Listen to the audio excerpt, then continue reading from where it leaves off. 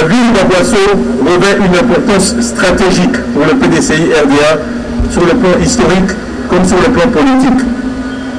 Point d'ancrage du parti dès les premières heures de notre lutte pour l'indépendance, Aboisseau a toujours soutenu les idéaux du PDCI RDA. Aboisseau est tout simplement un bastion électoral du parti.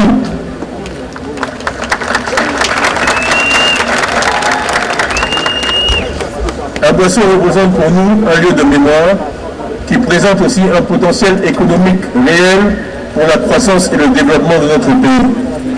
Aboisseau, c'est Aboisseau. Et ce n'est pas par hasard que je suis ici pour ma deuxième grande visite de district après Soubré il y a quelques mois. Et nous ne sommes pas n'importe où dans Aboisseau. Nous sommes ce jour sur une place qui porte le nom d'un des fils les plus illustres de la région. J'ai nommé le docteur Elenga Etche Alexis.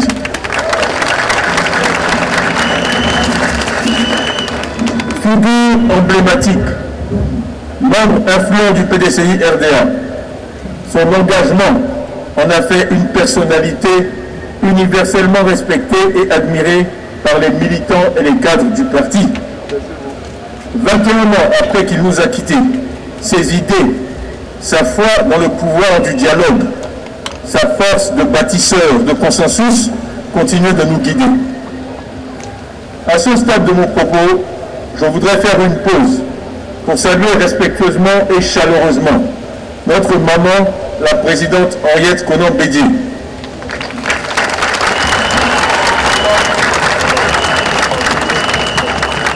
Nous l'aimons et sommes de tout cœur et toujours pleinement à ses côtés. Comme Dieu fait bien les choses, ça vous a été dit, hier vendredi, j'ai eu l'honneur d'aller la saluer à la tête d'une importante délégation PDCI et l'informer que je serai chez elle ici aujourd'hui.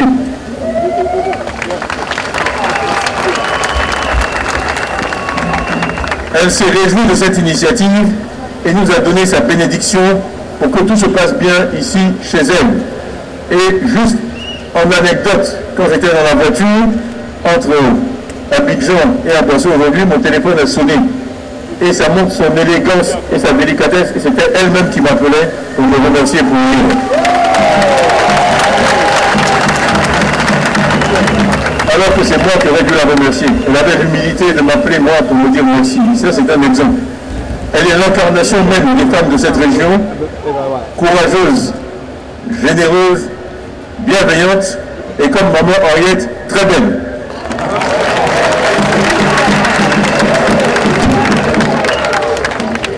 Après elle, nous avons aussi rendu visite, toujours hier, c'était une journée bien chargée, à la présidente Thérèse Oufoué-Boigny, qui m'a prodigué encore des conseils, qui a 94 ans, Dieu la bénisse. Et nous avons évoqué ensemble des souvenirs du président Oufoué-Boigny, des souvenirs d'enfance, et elle nous a encore donné sa bénédiction, ainsi qu'à la délégation du PDCI qui m'a accompagné. Donc c'est bien le lieu, au cœur de cette belle région, de prendre un instant pour évoquer la place et le rôle à la fois unique et primordiaux des femmes dans notre parti. C'est le 22 décembre 1949, il y a exactement 75 années, presque jour pour jour, que nos femmes PDCI, véritables Amazones, ont effectué sur 3 jours une marche sur Grand Bassam pour exiger la libération de nos responsables politiques emprisonnés par les autorités coloniales françaises. Quel exemple, quel courage. Saluons-les de nouveau.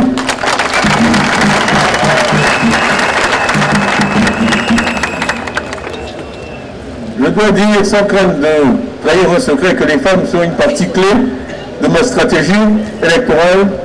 Dimanche dernier seulement, il y avait plusieurs centaines de femmes au siège du parti à Cocody, et les femmes ont toujours joué, continuent de jouer, et joueront encore plus dans le futur. Un rôle absolument central dans la vie de notre parti.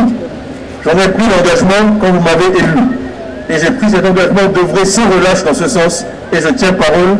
Donc ainsi, samedi dernier, je me suis engagé personnellement avec tous les responsables du PDCI pour qu'une de nos plus valeureuses militantes, Béatrice Assoumou, soit élue maire d'Anoumaba, une grande victoire pour notre parti.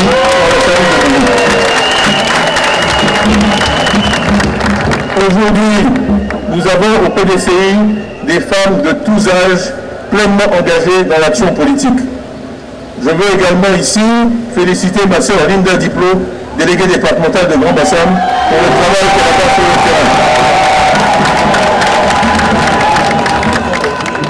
Grand merci aussi à monsieur le maire, le haut représentant du président du parti dans le district du Sud Comoé, M. Gouin Jérémy, qui par son action au PDCI constitue la pierre angulaire du rayonnement de notre parti dans la région, et je lui demande de se lever, qu'on le salue et qu'on le remercie.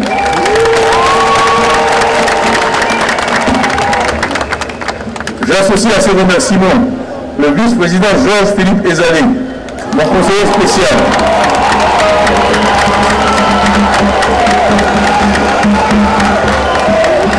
Homme de courage et d'intégrité. Et je peux en témoigner parce que nous avons tous les deux restructuré avec d'autres secteurs aéroportuaires en Côte d'Ivoire il y a longtemps maintenant. Et son essence politique est une contribution inestimable à la marche de notre parti. Bon.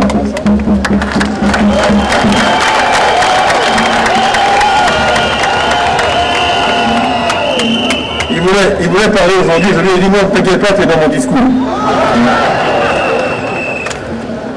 Enfin, j'aimerais remercier mon proche collaborateur, le député maire de Palmoué,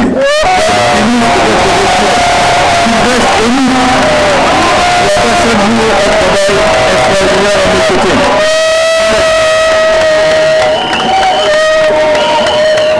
Voilà. Le PDCI, ce n'est pas un one-man show, on travaille en équipe. Donc je continue les remerciements et les salutations. J'associe à ces salutations M. Jean-Paul Amétier, maire de Benoît,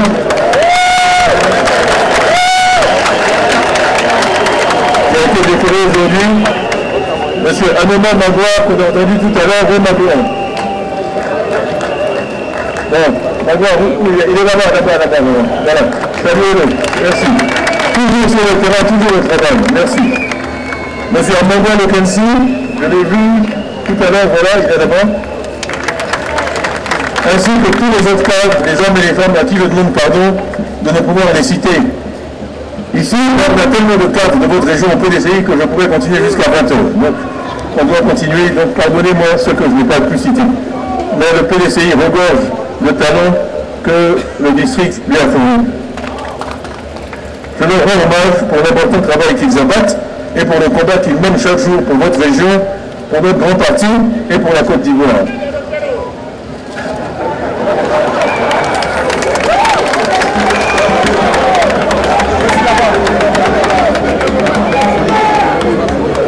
C'est important, je sais que ça prend du temps, mais pour moi ces remerciements sont importants parce que je dis, quand on n'a pas de mémoire, on n'a pas d'avenir.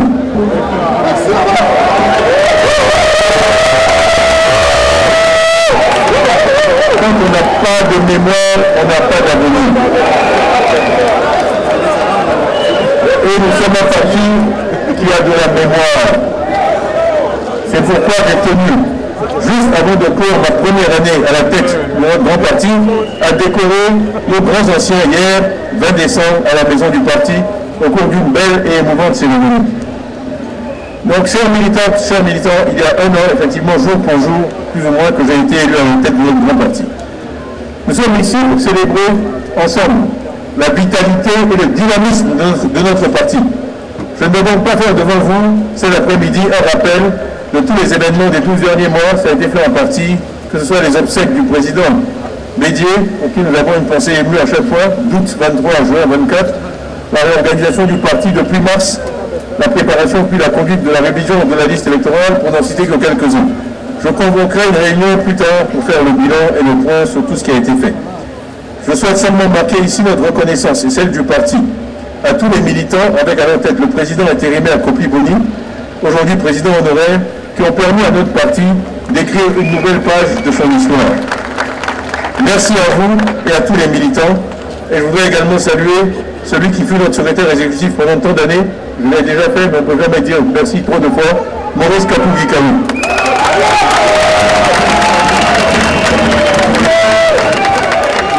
Alors, au cours du travail que nous avons commencé, on me parle souvent de vision. Je vais dire quelques mots et puis je reviendrai là-dessus. Nous avons identifié 6 thèmes. Je vais les citer. Le premier, c'est paix et sécurité. Et l'orientation que j'ai donnée là-dessus, c'est une Côte d'Ivoire en paix à l'intérieur de ses frontières et en paix avec ses voisins.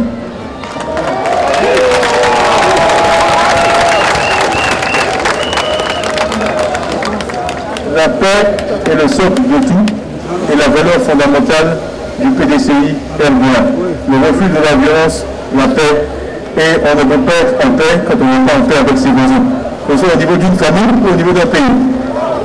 Donc, nous avons un groupe de travail qui travaille là-dessus et les propositions seront concrètes, seront faites. Mais c'est important de savoir la philosophie avec laquelle on aborde ce travail, qui est la paix. Et vraiment la réconciliation, l'harmonie entre les Ivoiriens, dont nous essayons de donner l'exemple au PDCI avec, autour de moi, des personnes de différentes convictions, de différents points de vue. C'est dans le rassemblement qu'on fait le meilleur travail. Le deuxième point, c'est le capital humain. Vous m'avez entendu souvent parler de ça. Des citoyens ivoiriens bien formés, bien éduqués et en bonne santé. Il y a beaucoup à faire sur ce point, je reviendrai là-dessus. Économie et équité. J'ai choisi ce titre parce que l'économie sans l'équité n'est rien. Si vous croissez, vous faites de la croissance sans équité, c'est très facile. Ce qui est difficile, c'est de produire une croissance équitable. Une croissance qui profite à tous. Et ça demande de la réflexion et de l'effort. Sinon, une croissance échevelée qui se fait dans le désordre, ce n'est pas ce qu'on doit faire dans nos pays. Donc, voilà.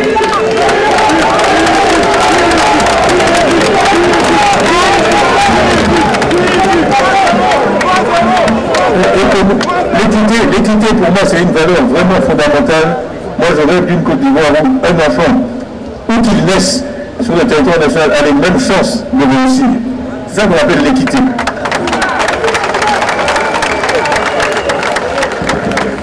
Le quatrième thème, c'est la société. On a dit une société diverse mais inclusive. Les deux vont ensemble. Si vous êtes divers mais que vous pratiquez l'exclusion, vous allez à la catastrophe. La diversité devient une richesse que si elle est vécue de façon inclusive. Il ne s'agit pas d'exclure ceux qui sont différents de vous. Il s'agit de les accepter, de les reconnaître, de les respecter et de les inclure.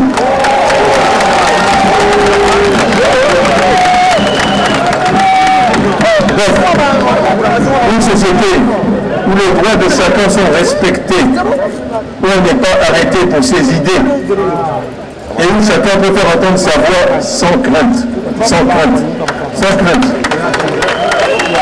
sans peur. Bon.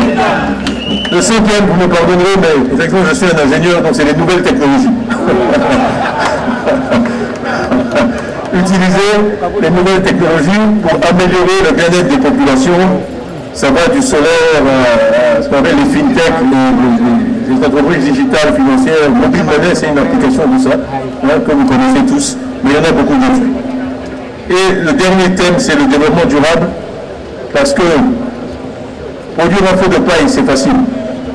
Ce qui est difficile, c'est d'avoir des résultats sur la durée, de façon durable. Pas un feu de paille et puis ensuite c'est la catastrophe. Donc le développement durable, c'est aussi un objectif. Mais pour fermer ce chapitre, je dirais la priorité des priorités, dans la droite ligne des convictions éternelles du PDCI, c'est le capital humain. L'homme au début et à la fin du développement.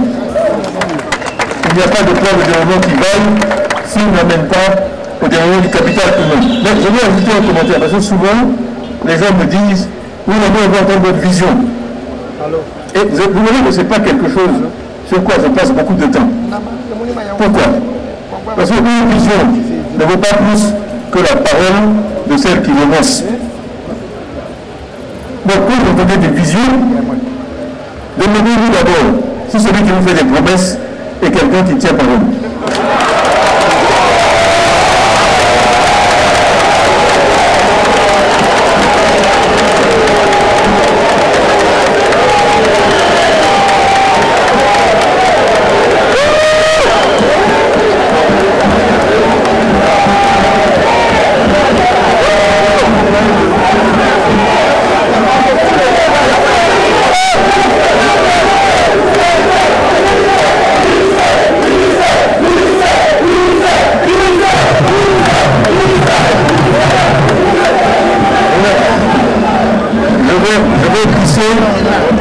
approximativement, parce que je vous ai parlé avec mon cœur, ce n'est pas dans mon discours. Donc, ce que je dis, c'est que les promesses ne valent pas plus que la parole, que ne vaut la parole de celui qui vous les fait. Donc, il ne faut pas seulement se demander, est-ce qu'on a promis A, B, C ou D? Est-ce que la personne qui vous fait cette promesse est une personne de parole?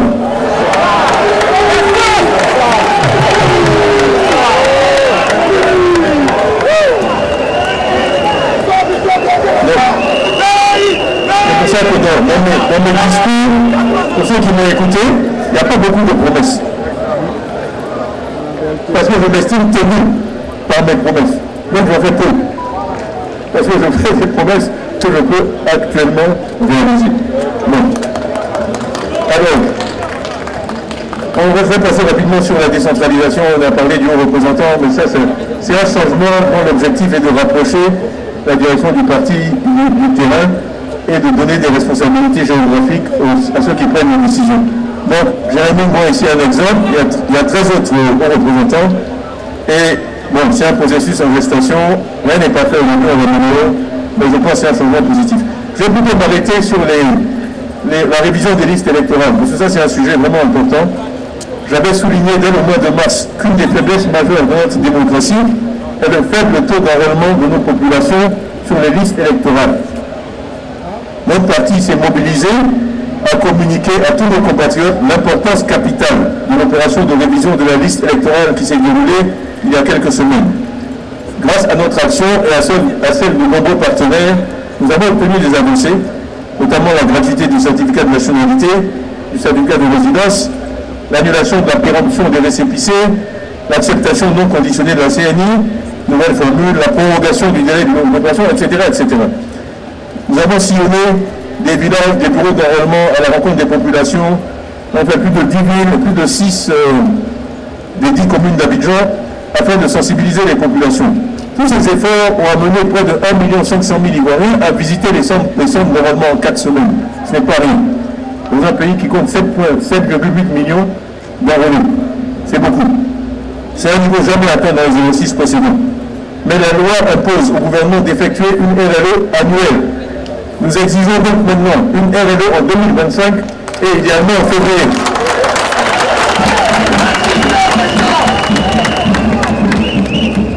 Tout le monde a pu constater que la production des certificats de nationalité a été un obstacle majeur. Il y a maintenant des centaines de milliers d'Ivoiriens décidés à s'enrôler et disposant des papiers nécessaires. Au nom de la démocratie et pour une élection apaisée et dont les résultats seront reconnus par tous, le gouvernement se doit d'organiser une telle RLE en 2025 et aucun Ivoirien qui désire s'inscrire ne doit trouver une carte cause. Un autre point majeur pour nous sera le processus de proclamation des résultats à l'issue des élections présidentielles. Et nous nous battons pour obtenir une réelle proclamation bureau de vote par bureau de vote, comme cela se fait dans les pays qui nous entourent.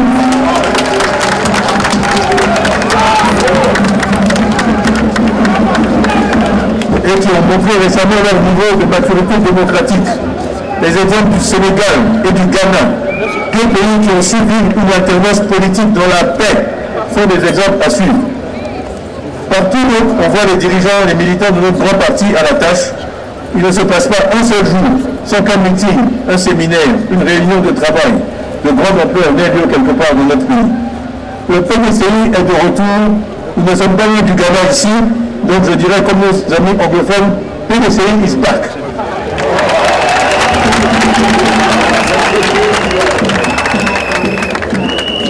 Notre parti est à quelques mois de son retour aux affaires après plus de 25 années dans l'opposition.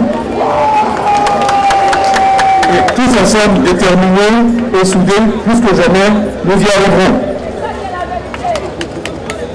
Le PDCI-RDA veut le pouvoir d'État pour que les conditions de vie des Ivoiriens s'améliorent, pour que la Côte d'Ivoire soit admirée.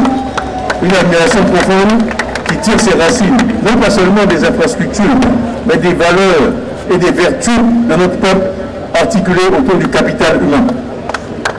Au centre des priorités urgentes, il faut repenser l'éducation de notre pays et permettre à tous d'avoir accès à des soins de santé appropriés et de qualité. Chacun le sait, la situation actuelle n'est pas satisfaisante. La qualité de l'enseignement et les performances de santé baissent. Voilà pourquoi j'ai assisté sur le classement à l'IDH de notre pays qui synthétise tout cela. Les enseignants, on le sait, étaient les enfants chéris du président Félix Houphouët-Boigny, puis du président Henri Konan-Bédié. Et nous en ferons, ça c'est un engagement que je prends, les enfants chéris de la République à partir d'octobre 2025.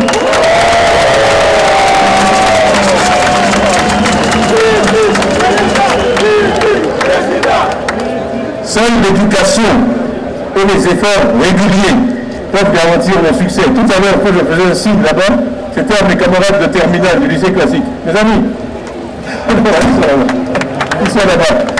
Ils sont là-bas. Je parle de vous. Voilà. Ils sont venus, ils m'accompagnent partout. Mes camarades de classe, plus de 40 ans. Donc, nous avons toujours cru ensemble que seule l'éducation et les efforts réguliers peuvent garantir le succès. L'éducation, c'est le futur de notre nation et il faut toujours investir dans son futur. Le niveau d'expression et d'écriture est en baisse depuis tant d'années, depuis un certain nombre d'années, et tous les parents d'élèves et les Ivoiriens le constatent. Selon le programme d'analyse des systèmes éducatifs de la CONFEMEL, on dit au PASEC, notre pays se situe parmi les performances les plus faibles en Afrique francophone. Ce n'est pas acceptable. Tout comme l'éducation, le système de santé doit être revu et adapté aux besoins de plus en plus croissants des Ivoiriens. La couverture santé promise aux Ivoiriens ne marche pas bien. Nous avons personnellement une expérience de l'assurance. J'ai étendu l'assurance santé et développé l'assurance santé tout à travers l'Asie pendant des années en tant que CEO de Prudential, et c'est un secteur que je connais bien. Donc ça, c'est vraiment une chose que je peux apporter ici à notre pays. Nous proposerons une approche plus réaliste et pragmatique qui permettra de faciliter l'accès aux soins de qualité aux populations ivoiriennes. Nous sommes un pays pauvre et pourtant l'attention aux plus démunis n'est pas toujours ce qu'elle devrait être. On en veut pour preuve toutes les opérations de démolition des habitations, de déguerpissement sans mesure d'accompagnement social et sans humanisme. J'ai passé l'après-midi avant-hier à Yopougon avec les enfants déguerpis pour leur offrir un Noël. Et au départ, ils étaient 200, on est passé à 400 et finalement ils étaient 500 et on sait très bien qu'on est loin du compte. Loin du compte. C'est une goutte d'eau dans l'océan. Et tout ça, ce n'est pas normal.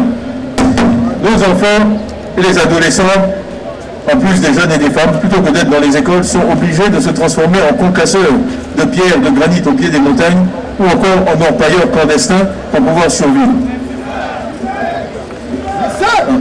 Nos enfants et les adolescents, en plus des jeunes et des femmes, plutôt que d'être dans les écoles, sont obligés de se transformer en concasseurs de pierres, granit au pied des montagnes, ou encore en orpailleurs clandestins pour pouvoir survivre.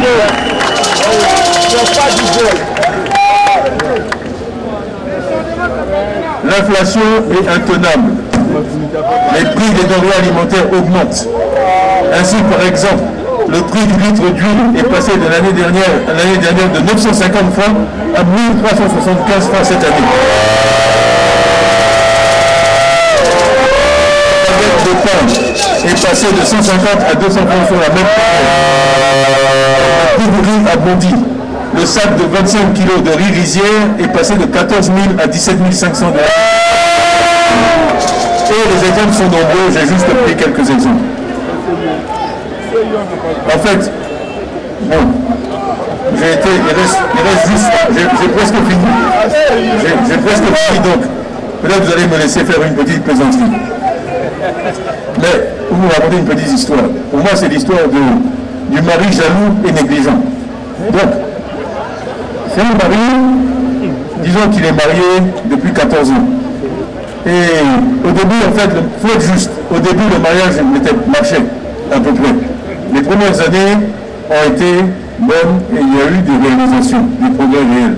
Mais petit à petit, les choses se sont dégradées. Le mari s'occupe beaucoup moins de la femme. Elle est mal nourrie. Parmi les enfants, ils ne s'occupent pas très bien de l'éducation des enfants.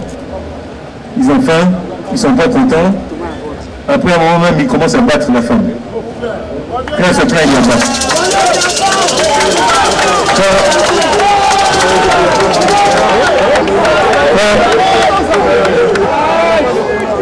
Quand Quand elle dit qu'elle a faim, il la bat.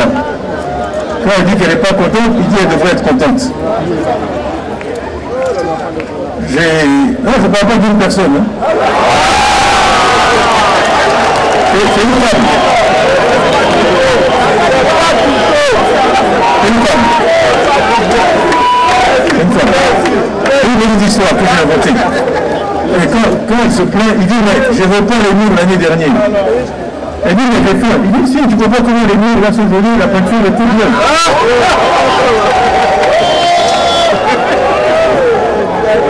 Alors, il y a quelqu'un de nouveau qui est arrivé en ville. Et le cœur de la femme, maintenant, chaque fois qu'elle voit cette personne, le cœur bat.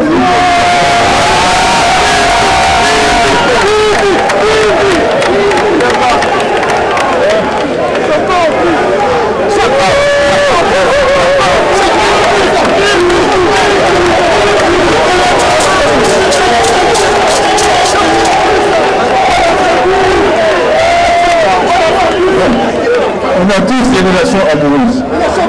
Donc, quand c'est comme ça, il y a une stratégie qui est de dire il voulait, c'est un fatigue, vous ne voulez pas.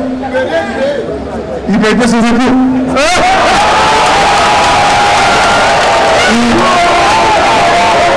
Il est parti pendant 23 ans.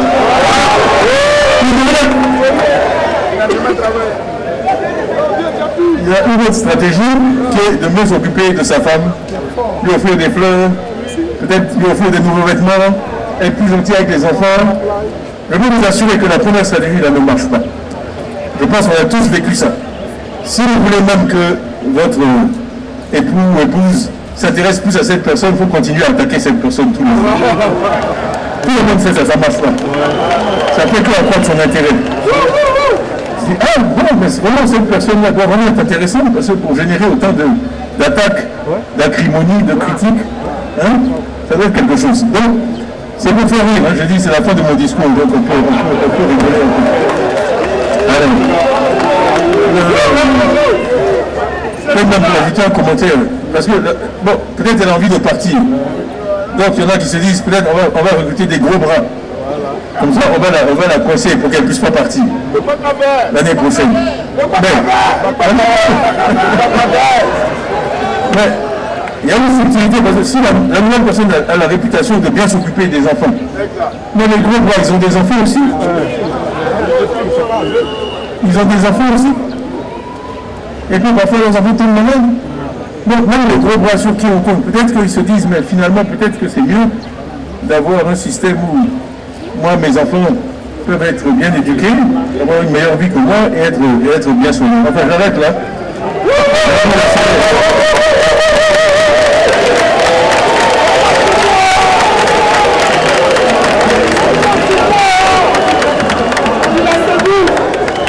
Non, mais je suis sérieux, c'est vraiment pas une attaque personnelle. Moi, je dirais que, en fait, le mari, c'est une certaine manière de gouverner. Vraiment, je ne sais pas, c'est une certaine manière de gouverner. Et la femme, l'épouse, c'est la Côte d'Ivoire. Et il y a différentes manières de gouverner, c'est tout ce que je dis.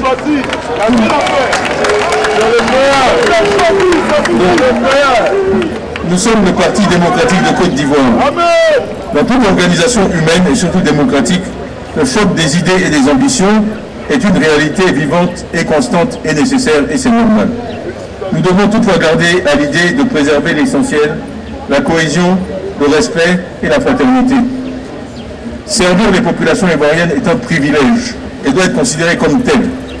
Cela fait 25 années que nous avons été privés de ce privilège et que nous sommes dans l'opposition. Dans quelques mois, nous pourrons, dans l'Union, mettre un terme à cette situation.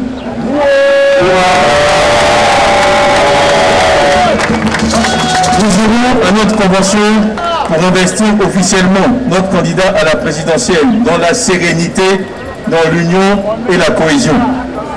Nous avons tous les atouts pour arriver au pouvoir et vous pouvez compter sur moi pour faire en sorte que nous remportions la victoire.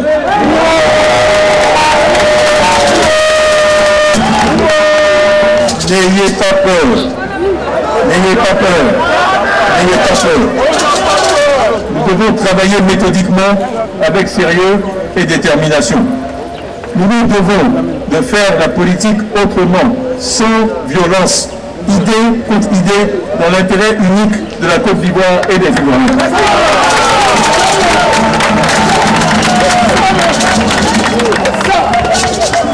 Je compte sur vous tous pour voter massivement en 2025 et convaincre tous ceux qui sont autour de vous de voter massivement.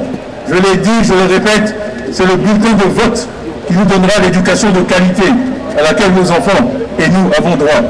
C'est le bulletin de vote qui nous donnera les soins de santé auxquels nous avons droit, qui nous donnera la sécurité, la paix.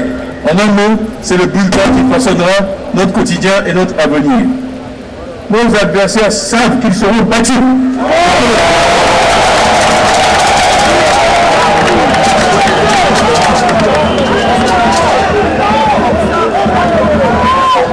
Et que le PDCI RDA sera de retour au pouvoir, si Dieu le veut, à la fin du mois d'octobre 2025. Préparons-nous, redoublons d'ardeur pour le retour du PDCI au pouvoir, afin que notre pays retrouve la paix, le progrès pour tous et le bonheur pour chacun.